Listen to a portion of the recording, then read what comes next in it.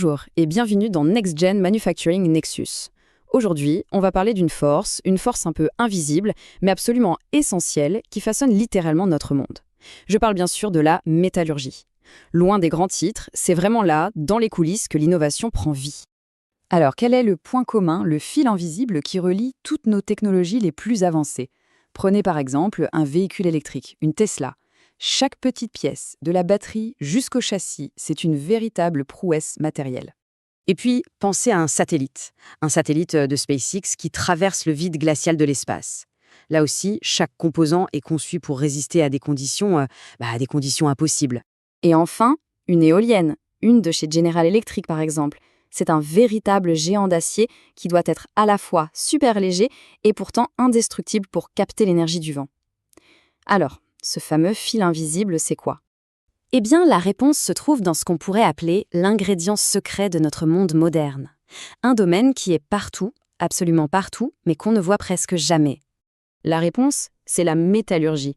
C'est elle l'héroïne méconnue. Elle est derrière chaque smartphone, chaque gratte-ciel, chaque pont qu'on emprunte.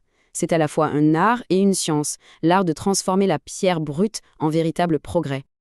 Ok, mais alors, la métallurgie, qu'est-ce que c'est concrètement? On va creuser un peu pour voir ce qui se cache derrière ce terme. Pour faire simple, un ingénieur métallurgiste, c'est un peu un alchimiste des temps modernes. Son travail, c'est de prendre de la roche, de la transformer, de la purifier pour en faire des matériaux ultra performants. Et ces matériaux, ils sont à la base de tout ce qu'on construit aujourd'hui. En gros, le processus se divise en 3 grands piliers. D'abord, le traitement des minerais, où on fait le tri, on sépare ce qui est précieux du reste. Ensuite, on passe à la chimie. Là, il y a 2 écoles. Soit on utilise des solutions liquides pour extraire le métal, ça, c'est l'hydrométallurgie. Soit on utilise le feu, des températures extrêmes, pour l'extraire et le purifier. Et là, on parle de pyrométallurgie. Sauf qu'aujourd'hui, la métallurgie fait face à un défi immense, un vrai tournant. Entre la transition énergétique, la révolution numérique, on a besoin de métaux comme jamais dans l'histoire de l'humanité. C'est une véritable course contre la montre. Les enjeux sont énormes. On parle de rareté de certains métaux critiques, de l'urgence de décarboner nos industries et de cette fameuse économie circulaire pour arrêter de gaspiller. Et quand des géants comme Google ou Microsoft s'engagent à utiliser plus de matériaux recyclés, devinez qui doit trouver les solutions pour que ça devienne une réalité? Ce sont les métallurgistes. Alors, comment est-ce que la métallurgie relève tous ces défis? La réponse est en train de s'écrire sous nos yeux. On l'appelle la métallurgie intelligente. C'est la métallurgie qui entre de plein pied dans l'industrie 4.0. Imaginez des usines où tout est connecté, où l'intelligence artificielle optimise la moindre étape, où on imprime des pièces métalliques complexes en 3D. C'est exactement ça, la métallurgie intelligente. C'est la rencontre entre un savoir-faire ancestral et les technologies les plus pointues. Au cœur de cette révolution, il y a l'Internet des objets, l'IoT. C'est un peu le système nerveux de l'usine du futur. Partout, des capteurs surveillent tout. La température, la pression, la consommation d'énergie, tout ça en temps réel, pour que l'ensemble du processus soit optimisé à la seconde près. Et si l'IoT est le système nerveux, l'intelligence artificielle et le machine learning, eux, en sont le cerveau.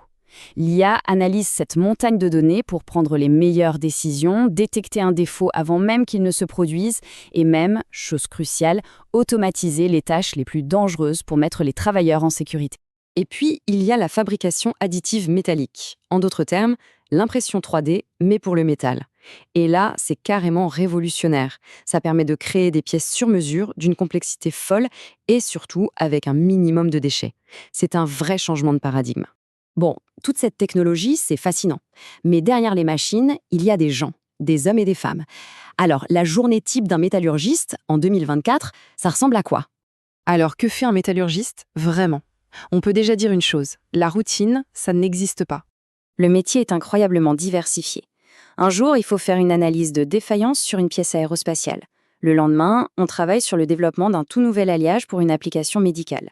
On peut aussi faire de la simulation sur ordinateur, du contrôle qualité dans une fonderie, du support technique. Et ouais, parfois, il faut aussi s'occuper du support informatique, personne n'y échappe.